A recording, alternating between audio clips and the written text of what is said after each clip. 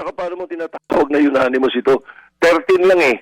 Yung isa ang inhibit, nag-abstain, yung isa absent. Paano naging unanimous yun? Ang unanimous, 15. Hindi ba? Supreme Court? Unanimous. Opo. 13 pumirma, isa yung wala ron, isa yung hindi nakaboto. Pero unanimous sapagkat yung hindi bumoto tsaka wala doon, hindi naman nag-submit ng dissenting opinion. Hindi dito tumutuwag eh. Kasi kapag hindi ka nag-submit ng dissenting opinion, mananatiling unanimous. Ayun. Nako, yan ang nga ho ba sinasabi natin, bida-bida ho kasi itong si Soto. Kung ano-ano mga pinagsasabi, hindi naman abogado, wala naman alam sa batas, nakikipagtalo dun sa mga mahuhusay na abogado. At dito rin ho sa video na to, sinoplak ho nitong si Sir Jason sa, itong si Aklang Kanal, o aka Vice Ganda. Ha? Talaga namang meron hong kumakalat na dokumento ngayon kasi hindi pa konfirmado kaya hindi natin pinapakita dito sa PH Update. Nandi umano, meron nang kumakalat na resolusyon na kung saan idideklarang persona ng grata itong si Vice Ganda dyan sa Davao. Ito ang atin dito mga kababayan. Merong dokumento, walang dokumento, merong deklarasyon, walang deklarasyon. Ang sigurado ho natin dito mga kababayan, hindi na ho welcome sa Davao City yung Aklang Kanal na yan. Pero bago ho lahat ng yan mga kababayan, isang like at isang subscribe. Masaya na ho tayo dyan sa mga gusto sumali sa ating community. Join button, nandyan lang ho sa baba. 952,000 subscriber na ho tayo. Konting-konti na lang. 48,000 subscriber na lang. Magwa 1 million na ho tayo. Naku, marami na hong excited sa mga kasama natin. Dyan sa maano na natin, maabot na natin yung milestone na yan. At sa mga nag-subscribe sa mga nakalipas na video, maraming salamat ho. At kung kayo naligaw lang ho dito, kung di na kayo manunood sa susunod na video, mangyaring isang subscribe ho, masaya po tayo dyan. Ayun na nga mga kababayan, sinoplak ho nitong si Sir Jason sa itong si Aklang Kanal, o itong si Vice Ganda. I-search nyo ho kung ano ibig sabihin ng Vice para malaman nyo kung ano nga ba talaga. O para hindi ho kayo magtaka kung bakit napakasama ng ugali nitong Aklang Kanal na to. Ano ba ibig sabihin ng Vice? Kaya Vice Ganda ang pangalan niyan. Meron hong malalim na kahulugan yan mga kababayan na tinatago nitong walang yang Aklang Kanal na to. Ito mga kababayan ang banat nitong si Sir Jason sa dito kay Aklang Kanal. Meron lang nakapagsabi sa atin tapos sabi natin, nagme-make sense no? Kaya pala Vice Ganda pangalan nito kasi parang ang dating parang kampon mo siya ng kadiliman no? Ito mga kababayan. Product endorsement and product ambassador. Ito na mga kababayan ang ibo-boycott natin dito sa PH Update. Kung ito mga nabanggit nating pangalan na to, taga-endorso o brand ambassador o pagmamay-ari man itong Aklang Kabayo na to, huwag nyo hong tatangkilikin. Marami naman hong gawang Pinoy na kalaban nitong mga produkto na to. Halimbawa na lang, yung McDonald's na yan. Nandiyan ang ating Jollibee. Di ba? Mas masarap yan. Huwag nyo kayo bibili dyan. Hirap na ito. Picking apple pala si Jose Maria Borja Viceral Jr. alias Vice Ganda or alias Kabayo. Sa dami ng kanyang hawak na produkto at kumpanya bilang commercial endorser at product ambassador, may nagpadala sa akin ng listahan. I am not sure kung kumpleto ito o partial list lamang. Ito mga kababayan, ang partial list nitong si Sir Jason. Aklang Kanal! Walang yaka. Ayan na nga ba sinasabi natin. Tayo dito sa PH Update, naniniwala ho tayo dito. Hindi na kailangang ideklara yung Aklang Kanal na yan. Yung basura na yan. Hindi na kailangang ideklara. Yan talaga literal na bad yan. Bad yan ding na yan. Diba? Bad ding ho yung yan. Masamang ding yan. Diba? Ito lang ho ang iilan sa mga mga ini-endorsong produkto nitong Aklang Kabayo na to. McDonald's, meron ho tayong Jollibee dyan. Palakpakan. Wag ho kayong kakain dyan. Hanggat hindi tinanggal yung Aklang Kanal na yan. Ikaw pa naman, babanatan mo stat. Ano ka ba? Wala ka na ba talaga? Hindi ba talaga kaya magpatawa ng hindi ng ookray ng ibang tao? Langya ka, ito Shopee. Meron naman Lazada, di ba? Pwede naman doon. Huwag na kayong mag-ano dyan, ino-endorse pala ni Aklang Kanal yan sino pa? Belo. Belo. Naku, kawawa naman itong si itong si, ano pangalan nito? Itong si, sino nga kasi may-ari niyan? Si Vicky Belo. Naku, pabait pa naman yan, balita ko Di ba? Pero, ini-endorse nyo ito nga si Aklang Kanal, huwag na rin kayong bumili dyan. Sino pa? Vice Cosmetics. Wag ho kayo. Pagtalinagan nyo sa pagmumukha nyo yung Vice Cosmetics na yan. Pag bibili kayo ng produktong pampaganda, baliktarin nyo. Pagka nakalagay dyan, Vice Cosmetic, nako, magmumukha kayo kanal dyan. Okay? Wag nyo hong bibilhin yung Vice Cosmetics na yan. Anak ng tokwa. Makeup ho ng mga kabayo yan. Okay? Pag bibili kayo sa mga kababayan natin taga-suporta ni Tatay Digong, baliktarin nyo ang produktong binibili nyo kung baka pampakabayo yan, ha? Mag-ingat ho kayo. Baliktarin nyo pagka nakalagay Vice Cosmetic. Automatic, i-X nyo yan. Marami ho dyan. Huwag din Belo kasi brand ambassador pala itong kabayo na to. Anak ng tokwa. Kayo dyan sa Belo, kukuha na lang kayo ng endorser nyo. Pumili naman kayo yung tao. Pinapa-endorse nyo sa mga produkto nyo. Kabayo. Anak ng tokwa. Ito pa, ano pa? Anesthesia Beverly Hills. Ano to? Anesthesia Beverly Hills. Hindi ko alam, pero huwag kayo pumunta dyan. Ano to, mall? Hindi ko alam to eh. Search nga natin. Kaya mo na, basta pag nabasa nyo yan, iwasan nyo. Kaya ano yan, brand ambassador dyan. Naku, Olay. Ano to? Olay. Marami naman dyan, huwag kang bibili ng Olay. Brand ambassador pala tong kabayo. Pagkapain nyo, hahaba ang uso nyo. Ito, ano pa? Maybelline. Huwag rin Maybelline. Paganda pa ang pakit ng endorser. Alam ko na bakit hindi nabebenta yung mga produkto na yan. Kukuha na lang kayo ng endorser, mukha pang kabayo. Ano pa dito? Front row. Front row, huwag kayong bibili nyo to. Ano to yung gluta-gluta, diba? Huwag kayong bibili nyan, di maganda yan. Maraming alternative dyan na mabibilhan. Shanty Barley, buti na lang, hindi tayo nagsa-Shanty Barley. Hindi Iyan talaga, damo, kinakain niya yan. Kaya huwag kayong bibili na Shanty Barley, marami naman pwede dyan. Kung yung iba ini-endorse, tayo naman sinasabi na huwag bilhin yung mga produkto na yan dahil ang endorser ay isang bakulaw. Ano ba? Game Zone. Online game. Naku, Game Zone pa naman to. Sa games to eh. Kung merong alternative, huwag na ha. Naku, ito yung sugal. Anak ng tokwa, munti ko nang nakalimutan. Ito pala yung game. Kala ko yung sa mall eh. Cyber Zone pala. Game Zone. Para sa mga nagsusugal, kung gusto nyo makamukha tong si Aklang Kanal, ang problema, sugal lang na sugal. CDO Pork Tocino. Anak ng toko eh. Nga ba sinasabi natin? Isa sa mga paborito natin yan eh. Pork Tocino yan eh, di ba? Paano ba to? Medyo mahirap to ha. Pampangas best na lang, pwede na yun. CDO, wag na kasi ano yan, kabayo endorser eh. Basta lahat ng nabanggit nating produkto mga kababayan, kung makakakita kayo ng alternatibo, ano yung lista nyo? Pagka nakita nyo, anak ko ini-endorso to ni Aklang Kanal. Isang tabi nyo na yan.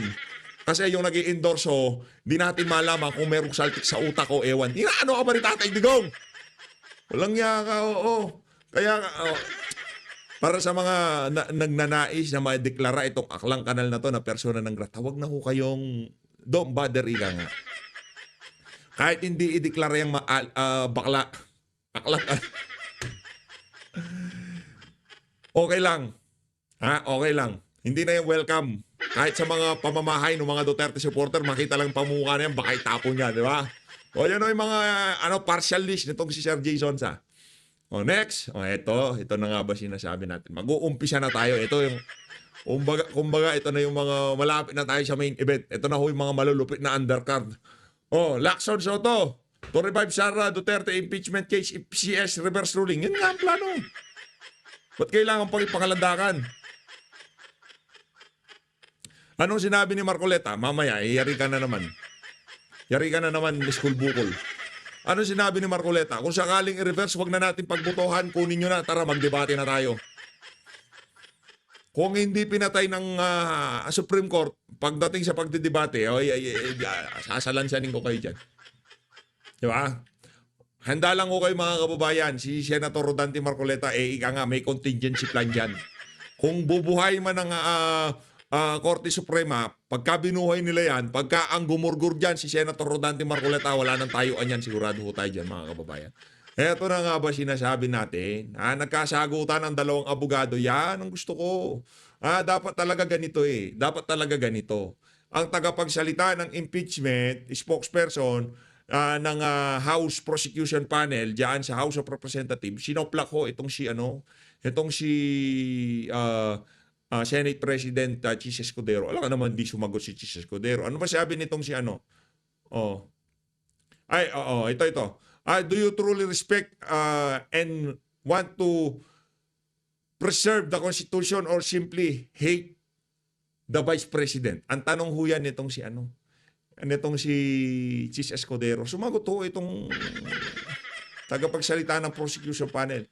Hindi ito patungkol lang sa isang tao, kundi sa lahat ng nasa kapangyarihan. Teka lang.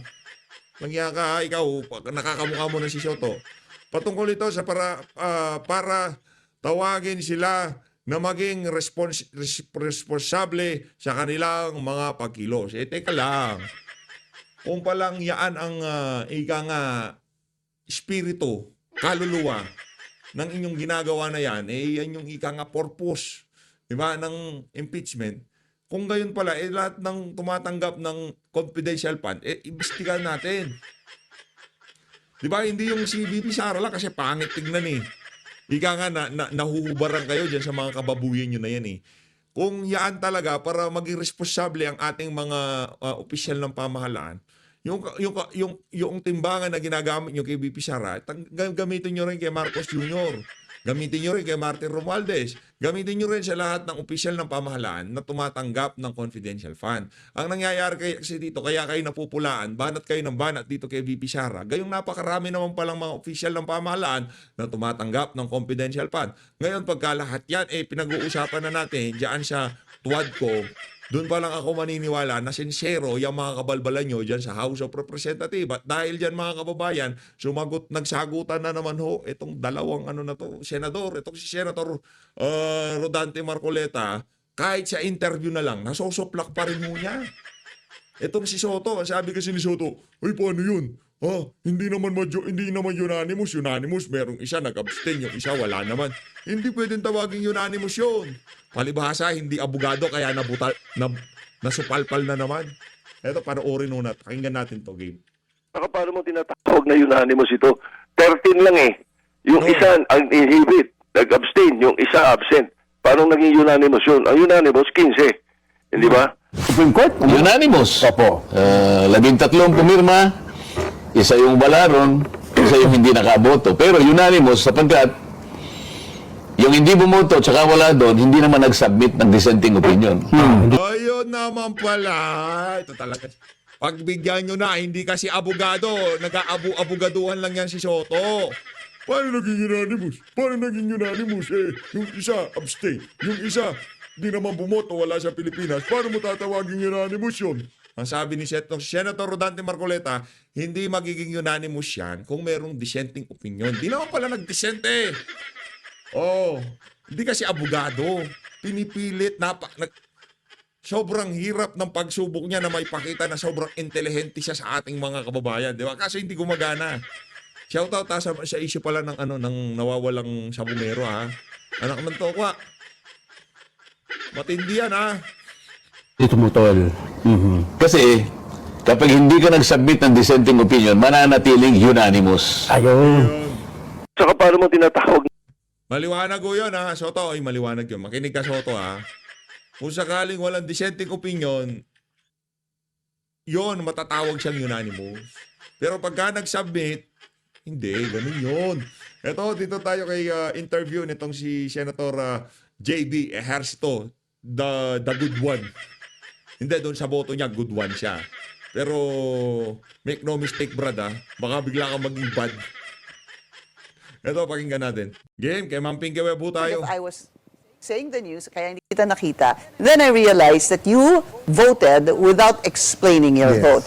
So you voted yes. Yes, I voted yes because I agree to abide by the decision of the Supreme Court because it's the lawful course of action to take, by the Senate.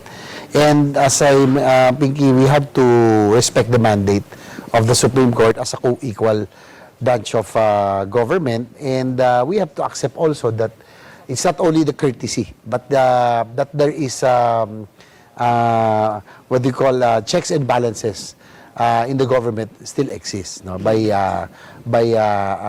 respecting the decision of the court.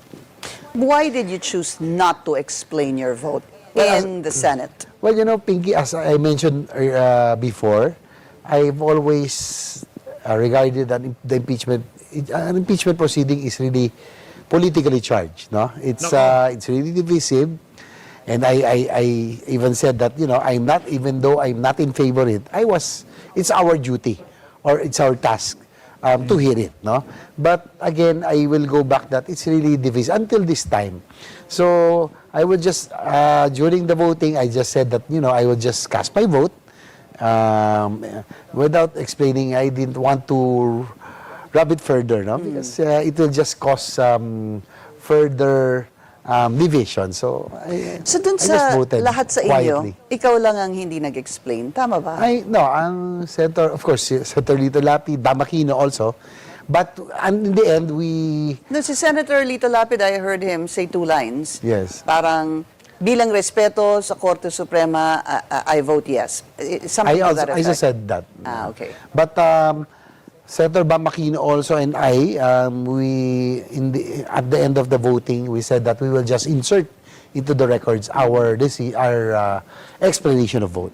So parang lang, for me to just to ease the tension, because it's already too much friction, too hot. So I would just insert in the records the explanation of votes. What do you say to those who could probably say you abandoned your duty in the Senate to try and decide all impeachment cases? The Senate shall try and decide all impeachment cases. Well, actually, we were, as mentioned, Pinky, we may or may not agree with the impeachment, but it is our duty, to hear it, according to the Constitution. But when the Supreme Court ruled that the Senate had no jurisdiction, it was, we felt that it was archiving of the case. Ito po yung naging decision namin.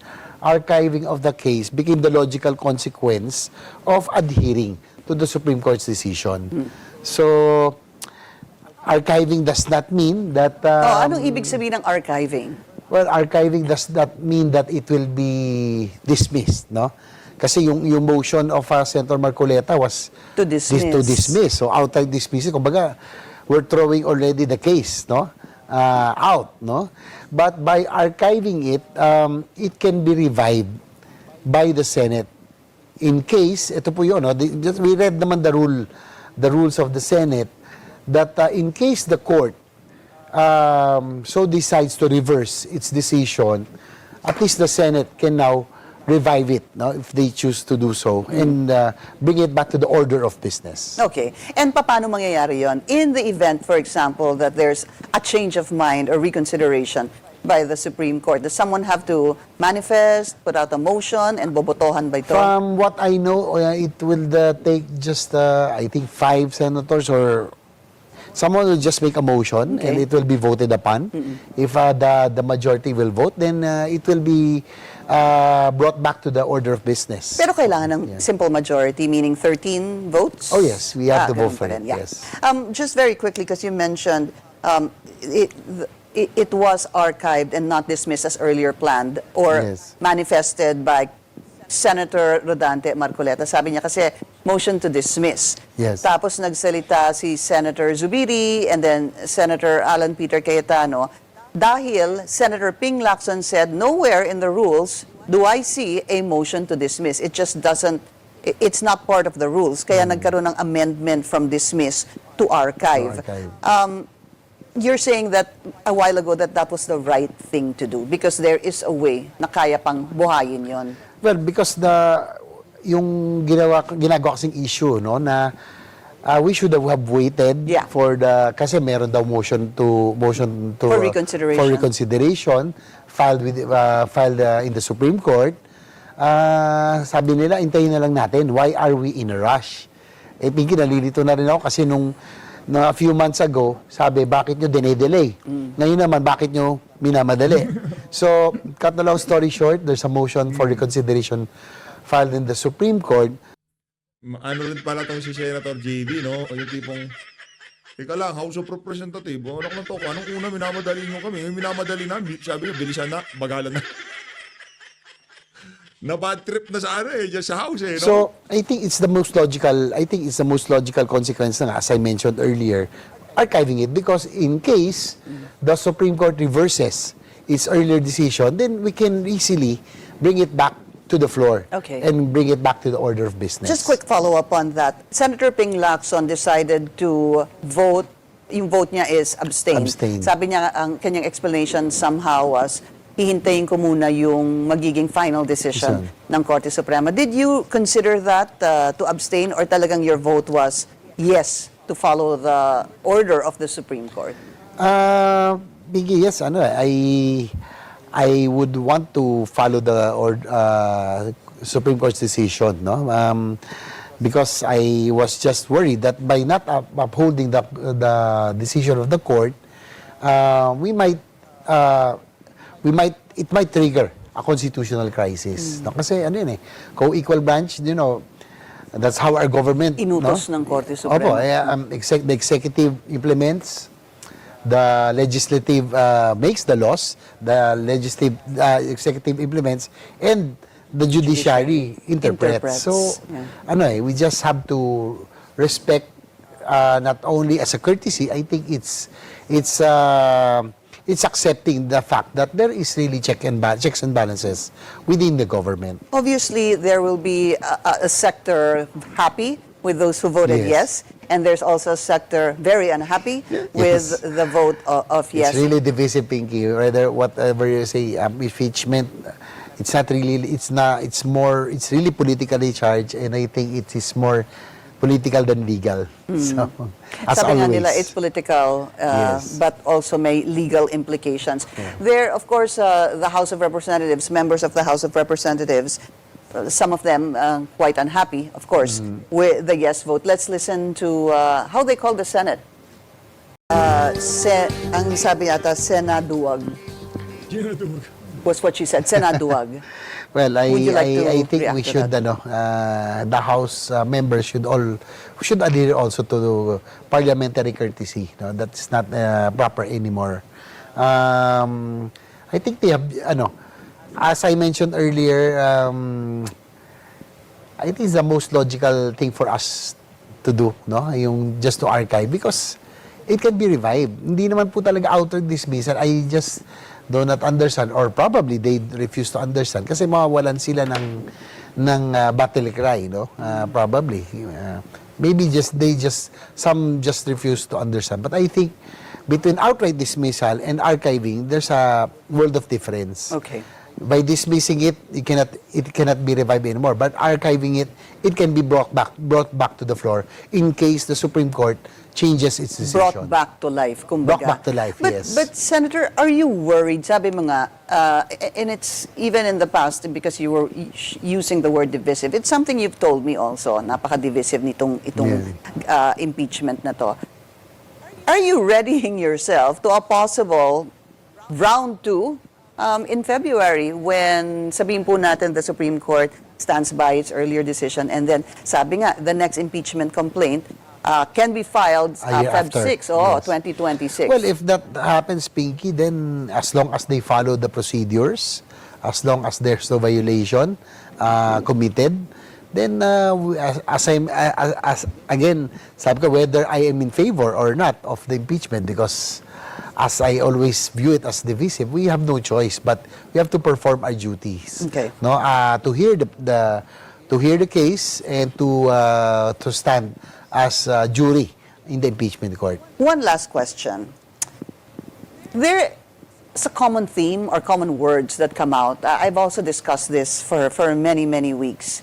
I might miss some words. You can chime in. Accountability, rule of law, anti-Duterte, 2028 presidential elections, revenge, confidential funds. For you, if you were to maybe describe this impeachment complaint or what happened, how would you describe it? Well, it's a concoction or a mixture of everything. No, I think there are legal issues about it, no? Yung pong mga issues that are being brought up na yeah, well, of course, accountability is very important, no? Yung pong confidential funds. But whether we like it or not, Pinky, there's still some political Nature. it's still political in nature, no? And we know for a fact that, yung frustration ko nga, Pinky, one of my frustration is that, we have so many things that we have to do. I always talk about my advocacies on infra and healthcare. And these things have to take a backseat. And every time there's a squabble or any politically charged activity like this, of course, parang I envy other ASEAN nations, no? Not only Indonesia, Malaysia, Thailand, but even Vietnam. Parang they're doing all the right things, and while we are here we are fighting. Napaagay-away, I would say that, had it happened sana 1 year before, kung 2027, okay lang. At least Napaaga ang away ng Uniteam. yeah, the unity team. God, I wasn't part of it. At least hindi ako part nun. But we could have had 5 years of productive things to do so that, we can stimulate the economy and play catch up to our ASEAN neighbors. So, napaaga, sad to say that parang less than 2 years, no? Nagsimula na with the People's Initiative, with the impeachment, nag-away na yung mga with the Duterte, Magkaaway Kibuloy. ba ang Senado at Kongreso? Well, I think it started with the People's Initiative. We didn't agree on the onset, no? On the People's Initiative. So, I think yun po yung simula.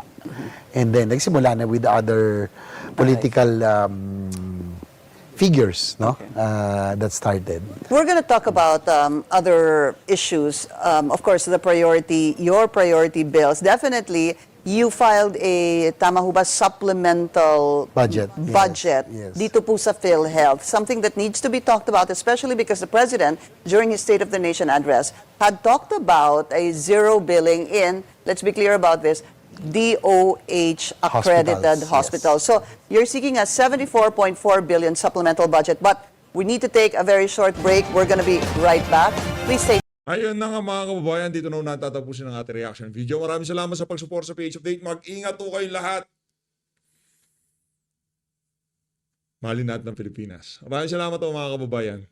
Mag-53 na pala tayo. Konting push na lang ho mga kababayan.